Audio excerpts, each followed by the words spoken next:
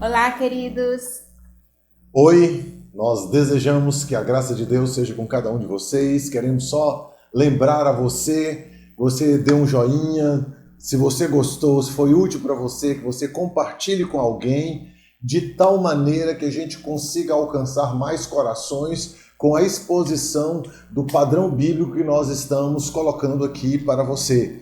E a gente também tem lembrado algo a você. Quem sabe seja horário de você usar isso na sua família, em um dos cultos domésticos familiares, que você use isso com a sua família, discuta isso com a sua família. E se tiver alguma pergunta, coloque embaixo aí, faça os seus questionamentos, que à medida do possível nós vamos responder para você. Nós estamos estudando, queridos, a declaração de Nashville sobre sexualidade bíblica. Esta é uma declaração de fé evangélica cristã, com orientações para nós sobre o que Deus pensa sobre sexualidade e o que Ele deixou escrito em sua palavra. Hoje nós vamos estar estudando o artigo 7. Sempre tem uma afirmação e uma negação. Então nós começamos assim: afirmamos que o conceito pessoal de homem e mulher deve ser definido pelos propósitos santos de Deus na criação e redenção, como foi revelado aqui na sua palavra. Em Gênesis 1:27 diz assim: assim Deus criou os seres humanos, à sua própria imagem Deus os criou, homem e mulher os criou. Deus não criou os seres desprovidos de gênero. As expressões de Gênesis capítulo 1, capítulo 2, deixam bem claras para nós, assim como nesse versículo que acabamos de ler, que Deus criou macho e fêmea. Nós, todos fomos criados e estabelecidos por Deus. Deus poderia ter criado o homem e a mulher juntos, no mesmo momento, da mesma maneira, mas não foi assim. Com tudo isso, queridos, Deus está querendo ensinar lições importantes para nós. Poderia ter dado papéis idênticos para homem e mulher, mas Ele não fez isso. Talvez você ache que o homem deveria, por ele ter sido criado primeiro, isso não teve nenhuma importância. Só que não é assim, não é mesmo, Rubem? Não. Tudo que Deus fez tem um propósito, tem um significado. Tudo que ficou registrado na palavra, irmãos, é para nós estudarmos, meditarmos e tirarmos lições. Deus fez isso com propósito. Primeiro criou o homem, depois criou a mulher. Deus deu ao homem a tarefa de proteger, de alimentar e de liderar. Talvez você ache que isso é insignificante, que isso foi trivial, mas não foi. Não é bem assim. O homem foi o primogênito da raça humana. Ele carregava e carrega sobre si, a responsabilidade de liderar a família, de cuidar do bem-estar. Deus colocou sobre os ombros do homem o manto da liderança. O Novo Testamento e o Velho Testamento também nos deixa claro a questão da primogenitura. O primeiro filho, era importante. E as implicações disso continuam para nós até hoje, Como Deus tendo criado o homem primeiro, no Novo Testamento nós vemos claramente também a importância da liderança do homem na família e a liderança na igreja. Em 1 Timóteo 2,13 diz assim: porque primeiro foi formado Adão e depois Eva. Então Deus criou o homem para ser o líder do lar, para ilustrar o relacionamento que Jesus tem com a igreja. O homem não é superior, só tem um papel diferente. Jesus ensinou que a autoridade não tem nada a ver com o direito de mandar, mas com a responsabilidade de servir.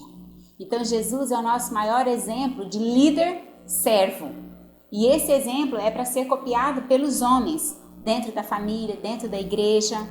Deus foi intencional ao criar homem e mulher, com as nossas diferenças. Nosso desígnio como mulheres não é um acidente, não é arbitrário. Nós fomos feitas de maneira única e com propósitos específicos. Alguns meses atrás, irmãos, nós já falamos aqui no Guia Tempo com Deus de papéis específicos do homem e da mulher, atribuições que a gente encontra na palavra, né? Hoje nós estamos trabalhando especificamente a questão da sexualidade, né?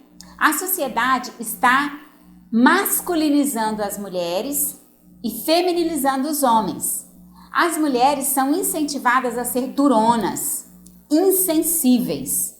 Contudo, esse não é o modelo de feminilidade que nós encontramos aqui na palavra. E precisamos parar e refletir sobre isso, né? Esse modelo de mulher durona, de mulher insensível, é oferecido pelo mundo, é oferecido pela mídia, não é oferecido por Deus e sua palavra. Eu gostaria que vocês estivessem conferindo isso depois em 1 Pedro 3, de 1 a 4, né? Deus nos criou para sermos responsivas, sermos suaves. Isso não quer dizer que nós devemos ser molengas, sem personalidade, sem opinião. Não é isso. Mas o Senhor espera de nós que nós tenhamos essa postura responsiva, suave, amável. Mas Ele espera que nós possamos reagir diante de situações, tomando decisões sábias.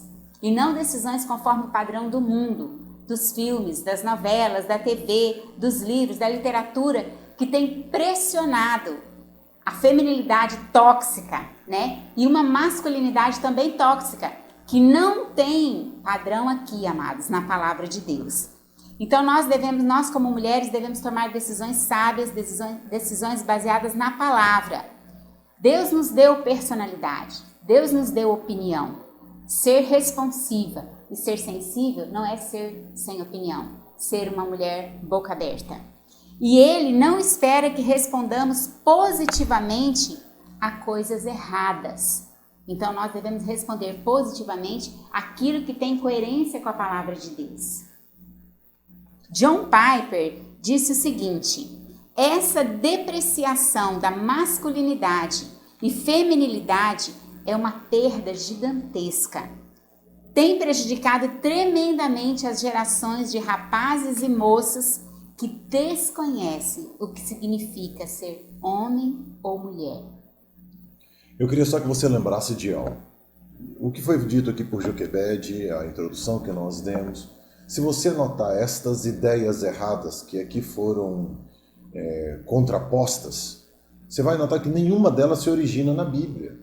As pessoas estão fazendo uma leitura de circunstâncias atuais, e aí a gente precisa perceber lá nas Escrituras que ela diz que a gente não deve amar o mundo, nem o que nele há e nem os padrões do mundo. Amar o mundo não significa só e exclusivamente amar coisas, objetos e valores do mundo, coisas que o mundo dá valor. Não. Amar o mundo significa também, entre outras coisas, não adotar os padrões do mundo para mim. Então, algumas pessoas até ficam a pensar que a palavra de Deus ela não é atual. Meus queridos, não existe nada mais atual do que a palavra de Deus. Ela é mais atual do que o jornal que vai sair amanhã, porque ela, inclusive, quando você lê Apocalipse, ela já nos diz do tempo futuro, do tempo vindouro e como tudo vai acabar. Então ela é mais atual do que qualquer coisa que você possa pensar. Por esta razão, quando nós estamos trazendo para você aqui estes princípios, nós queremos que você se fundamente, que a sua maneira de pensar esteja exclusivamente fundamentada nas Escrituras. Por quê? Somente a verdade é que nos liberta. Opa! Isso então quer dizer que quando o mundo nos prega uma mentira e quando nós cremos nessa mentira, nós somos escravizados. Exatamente. Isso deve abrir os nossos olhos. Qual é a origem daquilo que eu creio? De onde é que veio isso? Quem é que está me ensinando isso? Estas coisas são importantes de serem pensadas e essas perguntas você precisa fazer. Agora, foi feita uma afirmação, agora eu queria fechar fazendo uma negação. Nós negamos que adotar um conceito pessoal, homossexual ou transgênero, seja condizente com os propósitos santos de Deus na criação e redenção. Deus não errou quando criou o homem e mulher semelhantes, porém distintos no seu fazer. Eles são distintos entre si, eles não são iguais, mas eles são semelhantes. Ou seja, homem e mulher são seres humanos, os dois, mesmo valor. Nós não estamos aqui tratando de valor de absolutamente nenhum dos dois. Os dois têm para Deus o mesmo valor, mas Deus, na sua infinita sabedoria e soberania, escolheu fazer a raça humana e fazer homem e fazer mulher, dando papéis distintos. E essa história de que Deus ama todo mundo e por isso ele vai amar a pessoa do jeito que ela é mais uma mentira pregada pelo mundo e por Satanás. Deus nos ama? Sim. Deus quer o nosso bem? Também. Mas Deus quer que nós nos submetamos a Ele. Isso é completamente diferente do que estão dizendo por aí. Muitos formadores de opinião estão dizendo que Deus é amor, e que por isso ele vai aceitar as pessoas do jeito que elas são. Olha, isso pode se tornar uma grande e terrível armadilha. Deus ama a todos? Sim. Deus os ama como eles estão? Sim, mas no momento em que você vem a Deus, no momento em que você crê em Jesus como seu Senhor e Salvador, a Bíblia diz que você passa a ser uma nova criatura. Isso quer dizer que as coisas velhas já passaram. Isso também quer dizer que tudo é feito novo. Ou seja, o padrão do mundo não pode definir o meu padrão. Eu não posso aceitar o padrão do mundo e dizer que a Bíblia é obsoleta, arcaica, ultrapassada, porque eu estou incorrendo em grande erro e eu vou ter grande prejuízo. Então, negamos que a homossexualidade ou o fator transgênero é algo que Deus aprova e que Deus acolhe. Ele não aprova e nem acolhe nada disso. Se você quiser ser sincero em leitura das Escrituras, você vai ver que ele condena isso veementemente. Primeiro capítulo de Romanos, você tem 1 Coríntios tem isso também. Tem condenação disso ali em Apocalipse e em outros lugares mostra isso também.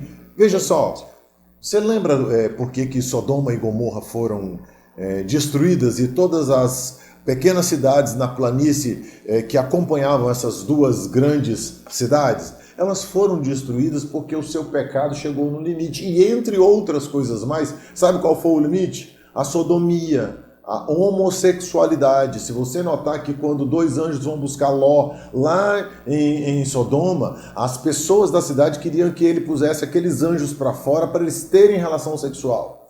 Aconteceu isso uma outra vez no final do livro de Juízes. Uma das tribos de Israel estava chegando no nível igual ao de Sodoma e Gomorra. O que Deus fez? Deus quase eliminou aquela tribo toda. Ou seja, as pessoas estão por aí dizendo que essas coisas da palavra de Deus são ultrapassadas, mas não são, não se deixem enganar. Nós temos que ter uma sexualidade sadia. Deus foi quem inventou a sexualidade humana.